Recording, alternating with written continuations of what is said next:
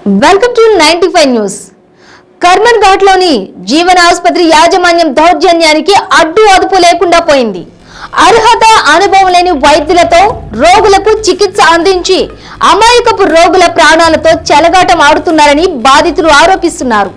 లక్షలు రోగుల నుండి వసూలు చేసి తక్కువ ఫీజులు చెల్లించి అనుభవం సరైన విద్యార్హత లేని వైద్యులను రప్పించి చికిత్సలు అందజేస్తున్నారని ఆరోపించారు. గ్రామీణ ప్రాంతాల్లో చికిత్సలు అందజేస్తున్న ఆర్ఎంపీలతో కుమ్మక్కై సామాన్య ప్రజల జీవితాలతో చెలగాటమాడుతున్నారని అన్నారు.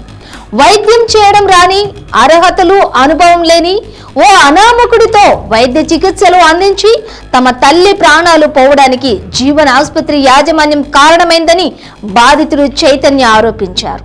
ఆసుపత్రిలో పనిచేసే వైద్యుల వివరాలు ఆసుపత్రిలో ప్రదర్శించాలన్న నిబంధనలను తుంగలో తొక్కుతున్నారని ఆరోపించారు.